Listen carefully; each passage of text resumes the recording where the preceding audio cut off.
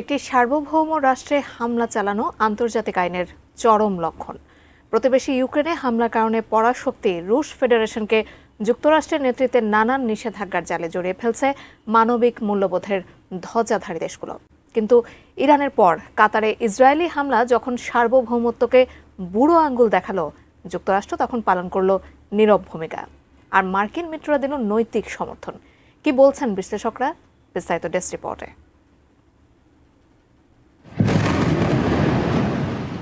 শুধু ইরান নয়, মধ্যপ্রাচ্যের অপর খনিজ সমৃদ্ধ ও আয়তনে তুলনামূলক ছোট কাতারের ওপর আন্তর্জাতিক আইন লঙ্ঘন করে বিনা প্ররোচনায় ইসরায়েল যখন হামলা চালালো, তখনও দেখা গেল একই দৃশ্য। আক্রান্ত হওয়ার পরেও প্রতিবেশী দেশগুলো তো দূরের কথা, বন্ধু যুক্তরাষ্ট্রকেও পাশে পেল না কাতার। অ্যান্টিব্যাকটেরিয়াল অ্যাডিটিভ যুক্ত সেরা ওয়াটার ট্যাঙ্ক বিশুদ্ধ পানিতে ব্যাকটেরিয়া জন্মাতে দেয় না। When we're threatened, America's military will answer our enemies without even thinking about it.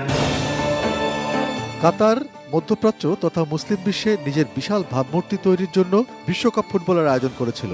দেশটি আন্তর্জাতিক অঙ্গনে নিজেকে নিরপেক্ষ হিসেবে গড়ে তোলার প্রচেষ্টা ক্রমাগত চালিয়ে যাচ্ছে। শুধু তাই নয়, বর্তমান বিবদমান বিশ্বে কাতার নিজেকে মধ্যস্থতাকারীর ভূমিকায় অবতীর্ণ করেছে। তবুও আক্রান্ত এই শান্তিদূত। নিজেদের নিরাপত্তা নিশ্চিত করতে পরাশক্তি যুক্তরাষ্ট্রকে নিজ ভূমিতে ঘাঁটি করার অনুমতি দেয় কাতার। কিন্তু এ দেশটির সার্বভৌমত্বকে তোয়াক্কা না করেই ইসরায়েল যখন হামলা চালালো, তখন দেখা গেল সবাই চুপ। অথচ মার্কিন ঘাঁটির পেছনে কাতারকে বিলিয়ন বিলিয়ন ডলার খরচ করতে হয়। যুক্তরাষ্ট্রের সঙ্গে এত ঘনিষ্ঠতা সত্ত্বেও বিপদের সময় কাতারকে দেখা গেল বন্ধুহীন অবস্থায়। এমনকি আশ্চর্যজনকভাবে সত্য যে আরব দেশগুলোকেও পাশে পেল না দোহা। কাতারের পক্ষ থেকে ইসরায়েলি হামলাকে রাষ্ট্রীয় সন্ত্রাস হিসেবে আখ্যা দেওয়া হয়েছে।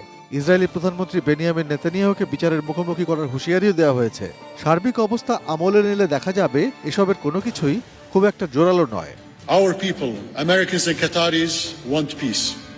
I believe we have a God-given duty to bring about peace. গত 11 সেপ্টেম্বর সংবাদ মাধ্যম CNN এর এক প্রতিবেদনে শিরোনাম করা হয়, প্রেসিডেন্সিয়াল জেট ও বিশাল বিমান ঘাঁটি ইসরায়েলের হামলা থেকে কাতারকে রক্ষা করল না। শুধু কাতারে নয়, মধ্যপ্রাচ্য মার্কিন নিরাপত্তা বলয় কতটুকু গ্রহণযোগ্যতা হারালো, এমন প্রশ্ন তুলছেন আন্তর্জাতিক বিশ্লেষকরা।